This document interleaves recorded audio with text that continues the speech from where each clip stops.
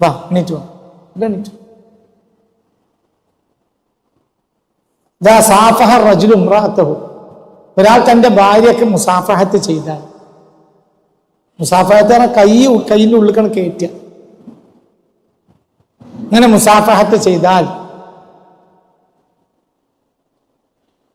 ഖറജ മിൻ യദൈഹിമ, അവർ രണ്ടാളെയും കൈയിന്റെ അടിയിൽ കൂടെ പുറത്തു വരും. എന്ത്? കുല്ലു ദുനൂബി, അവരെ എല്ലാ ദോഷവും കൈയിന്റെ കൂടെ പോകും. എന്ത്? പെണ്ണുങ്ങളും ആ ഭർത്താവ് എപ്പോഴാണ് കൈ കൊടുക്കുക? അറിയ എന്നെ കൊണ്ട് ഞാൻ കുടുങ്ങിയാലും അറിയുമ്പോൾ കൈ കൊടുക്കും. പറയ കുട്ടി ഇരുന്നോ, എപ്പോഴാ കൈ കൊടുക്ക? പറ എപ്പോഴാ കൈ കൊടുക്ക? അത്രയും സന്തോഷം രണ്ടാക്കും. മുപ്പതിക്ക് നല്ല സന്തോഷ, മുപ്പത്തിരിക്ക് സന്തോഷമായിട്ടില്ല. അപ്പൊ കൈ കൊണ്ട് എന്നാ അത് പോയി മനസ്സിലായി. നിങ്ങളെ കുതിരവിട് കയ്യട് കൊടുക്കണമെങ്കിൽ രണ്ടാക്കും എന്ത് വേണം? ആ സന്തോഷത്തിന് കയ്യട് കൊടുത്താൽ, കൈ കൊടുക്കലുമാണ് എന്ത് പോയത്? 1000 ഇസ്തിഗ്ഫാർ ചെയ്താൽ എന്റെ ദോഷം പോയിക്കോളുന്നില്ല. എന്റെ പെണ്ണുങ്ങളെ മനസ്സറിഞ്ഞ് കൈ കൊടുത്താൽ ദോഷം കൊടുക്കുന്നു. മുത്തുനബി പറഞ്ഞതാ. എന്റെ കാര്യം അവർക്ക് അടിയിൽ രണ്ടാളുടെ ഇടയിൽ എന്തുണ്ട്? സന്തോഷം. ദീനമാൽ എന്താണ്? പറ. ഉറപ്പിച്ച പറഞ്ഞു. ദീനെന്ന് പറഞ്ഞാൽ എന്താണ്? പറ. സന്തോഷമാണ് ഞങ്ങൾ ദീൻ. അതിന്റെ ആ സന്തോഷമാണ് എല്ലായിടത്തും. ഖബറിൽ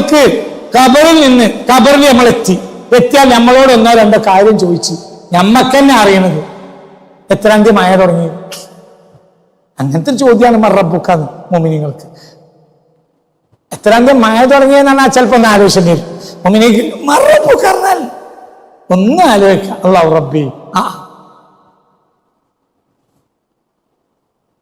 മനസ്സിലായില്ലേ?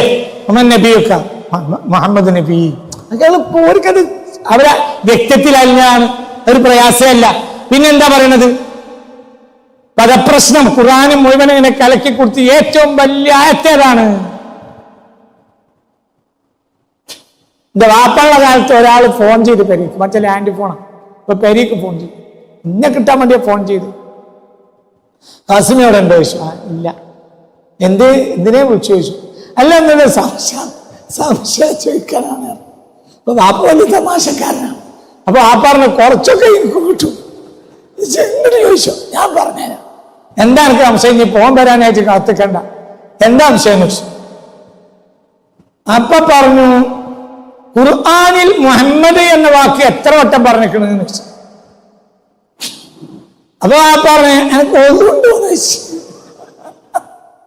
അതുണ്ടോ? ഞാൻ എൻ്റെ അവിടെ മുസാഫുണ്ടോ ചോദിച്ചു. ആ മുസാഫുണ്ട്. ഞാൻ ചണ്ട എണ്ണിക്കാം. എന്നെ അറിയാലോ എത്ര വട്ടം മുഹമ്മദ് പറഞ്ഞു. വാപ്പാന്റെ മറുപടി എന്ന് പറഞ്ഞ മാതിരി ഈ ജാതി പദപ്രശ്നമൊന്നും ആരും ചോദിക്കൂല. മലക്കൾ നമുക്ക് നല്ലോണം അറിയണേ ചോദിക്കുള്ളൂ. അല്ലാഹ് നമ്മളെ റബ്ബാന്ന് അറിഞ്ഞില്ലെങ്കിൽ ജന്തു ഭൂമിന. ഇപ്പൊ മലക്കൾ എന്താണാവോ ചോദിക്കുക? സത്യത്തിൽ ചോദ്യ പേപ്പർ ചോദിക്കുക എന്ന് പറഞ്ഞാൽ ഭയങ്കര മോശപ്പെട്ട കാര്യം. അത് അല്ലാഹ് ചോദിക്കുക. ചോദ്യ പേപ്പർ ചോദിച്ചത് അല്ലാഹ് എന്ത് പറയുന്നു? എന്താണ് ചോദിക്കാനൊന്നും പറയാൻ പറ്റൂല.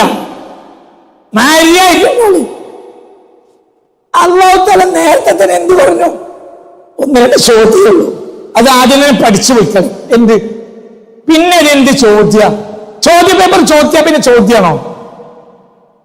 പറയും മനുഷ്യന്മാരെ. ഇപ്പൊ നീറ്റിന്റെ പരീക്ഷ 15-ാം തീയതി ജൂൺ. ഇനി സർക്കാർ നീട്ടി. എന്താ കാരണം? 2.5 ലക്ഷം ആളുകൾ പരീക്ഷ എഴുതുന്നു. 2 ഷിഫ്റ്റാ. അപ്പൊ 1.25 ലക്ഷം കമ്പ്യൂട്ടർ, പിന്നെ ഉച്ചശേഷമുള്ള ഷിഫ്റ്റിൽ 1.25 ലക്ഷം കമ്പ്യൂട്ടർ. ഇതാ. പക്ഷെ സുപ്രീം കോടതി എന്ത് പറഞ്ഞു? ചോദ്യം ചോരാനുള്ള സാധ്യതയുണ്ട്. ഇതിന് സമാനമായ ചോദ്യമായിരിക്കും 2ാമത്തെ സെഷനിൽ വരിക. അപ്പോൾ ഒരു വിഭാഗം ആൾ അതിരാവിലത്തെ കുട്ടികൾക്ക് കഷ്ടപ്പാടുണ്ടാവും. ഉച്ചക്കുള്ള ശേഷമുള്ള കുട്ടികൾക്ക് ഒരളവോളം ഈ ചോദ്യത്തിലെ ചില ചോദ്യങ്ങൾ അവിടെ വരിക. ചോദ്യത്തിന്റെ പൊതുസ്വഭാവം മനസ്സിലായാൽ ഉച്ചക്കേശുള്ള കുട്ടികൾ നീറ്റിൽ വലിയ ജയം ജയിക്കും. കഷ്ടപ്പാട് 1ാം ഭാഗത്തുള്ള കുട്ടികൾക്കായിരിക്കും. അതുകൊണ്ട് 2.5 ലക്ഷം കമ്പ്യൂട്ടർ ഉണ്ടായിട്ട് പരീക്ഷ നടത്തിയാൽ മതി സുപ്രീം കോടതി വിധി. എന്റെ ചോദ്യ പേപ്പർ ചോരാൻ പറ മനുഷ്യ പാടില്ല. ഇത് ചോദ്യ പേപ്പർ അള്ളനെ ചോർത്തി. എന്റെ 3-4 ചോദ്യം ഉണ്ടാവുള്ളൂ. എന്ത്? മറബുക്ക. നമ്മളോട് ചോദിച്ചാ അതൊക്കെ എന്ന് പറയണം. അല്ലാഹു റബ്ബി. നമുക്ക് ആ ചോദ്യം തന്നെ സന്തോഷ. മലക്കളും ഖബറിൽ വന്നാണ് പോയി. അപ്പൊ നമ്മൾ എന്താ പറയാ? എന്ത് പരിപാടി? അല്ല, നിങ്ങളെ മുഖത്തേക്ക് നോക്കിയപ്പോ ഞങ്ങൾക്ക് ചോദിക്കാൻ തോന്നിയില്ല. ആ ജാതി കുളൂസൊന്നും ഇളക്കല്ലേ, നമ്മളിത് എന്നോ പഠിച്ചിരിക്കല്ലേ ചോദിക്കും. അപ്പൊ ഓൾക്ക് ഖുർആനിലെ ഏറ്റവും വലിയ ആയത്തേതാണെന്ന് ചോദിക്കാൻ പറ്റൂല. ഓല് എന്തേ കേൾക്കുള്ളൂ? പറയങ്ങായി നീറ്റിലെ എക്സാം ഒന്നും ഓല് കേൾക്കൂല. മറബുക്ക, എന്റെ നിനക്ക് ഖബറിലും എന്താകണം? ഞാൻ സന്തോഷാകണം. പിന്നെ സന്തോഷം ഉണ്ടാവില്ല ആരല്ലെങ്കിൽ. അതെ, അള്ളാഹെ പറ്റി പറഞ്ഞിട്ട് കാര്യമുണ്ട്. അപ്പൊ ഖബറിലും നമുക്ക് എന്താ? സന്തോഷം. അപ്പൊ പിന്നെ മലക്കൾ പിന്നെന്താ പറയണത്? പിന്നെ പറയണത് ഇനി ഇടക്കും തലക്കും വരും തല്ലും. അല്ല, നമുക്കനോമത്തിന് അറൂസി, ഇനി പുതിയാപ്പിളയെ പോലെ ഉറങ്ങിക്കോ.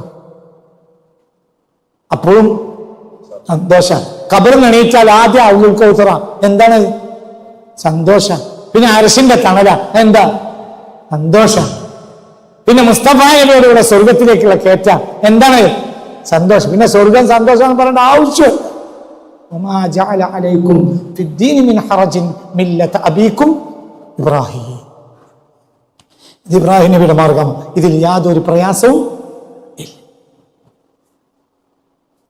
അള്ളാഹു നമ്മളെ കാക്കട്ടെ. മനസ്സറിഞ്ഞാൽ ഇവർ നീട്ടി പറയില്ല. പെട്ടെന്ന് ഒരു വരി ഹദീസ് ഓതും, പിന്നെ തെഹ്ലീൽ ചെല്ലും, ദ്വാർക്കും. അള്ളാഹു നമ്മളെ നന്നാക്കി തരട്ടെ. ഞാൻ നിങ്ങൾ എന്താ പറഞ്ഞു കുട്ടികളെ, നമ്മളെ മനസ്സ് നമ്മൾ നന്നാക്കണം. ഒക്കെ പോസിറ്റീവായി എടുക്കണം. പക്ഷെ എന്തിനൊരു പ്രയാസം ഉണ്ടാവുമല്ലോ.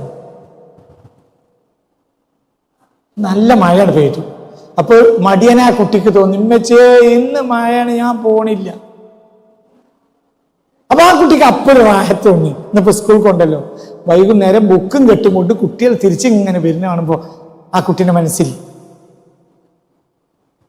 വിഷമുണ്ടാവും. അപ്പൊ സന്തോഷത്തിൽ തുടങ്ങിയിട്ട് വിഷമത്തിൽ അവസാനിച്ചു. അതേ സമയത്ത് ഒരു കുട്ടി കുറച്ച് പാവടയോ തുണിയൊക്കെ കയറ്റി പിടിച്ച് ട്രൗസറൊക്കെ മുട്ടിനൊക്കെ കയറ്റി ചെളി കൂടെ നടന്ന് നടന്ന് നടന്ന് കഷ്ടപ്പെട്ട് പോയി. 3/4 ഭാഗം മഴ കൊണ്ടു കയറി സ്കൂളിൽ 1ാം പീരീഡ് ഓടൊക്കെ നല്ല വെള്ളമുണ്ട് പാവടയിലൊക്കെ കുപ്പായത്തിലൊക്കെ. പിന്നെ 2ാം പീരീഡ് ആകുമ്പോൾ 3/4 ഭാഗം ഉണങ്ങി. പിന്നെ ഉച്ചയായപ്പോ ചെറിയൊരു വെയിലും വിളിച്ചൊക്കെ വന്നു. പിന്നെ രണ്ടാമത്തെ തിരിച്ചിങ്ങനെ വരുമ്പോ ആ കുട്ടിന്റെ മനസ്സിലെ സന്തോഷം എത്രയാണ്. കാരണം എന്ത് മുൻകടന്നു, ബുദ്ധിമുട്ട്, കുറച്ച് നയിപ്പുണ്ട്. അപ്പോൾ അതിന് എന്തുണ്ടായി? സന്തോഷം ഉണ്ടായി. അന്ന് എന്നൊക്കെ പറഞ്ഞത് മനസ്സിലായില്ലേ? കിടന്നുണ്ണാണ്. എന്താണ് മനസ്സിലായോ? കിടന്നുറങ്ങരുത്, ഇരുന്നുണ്ണരുത്. ഇതൊക്കെ നിയമങ്ങളാണ്.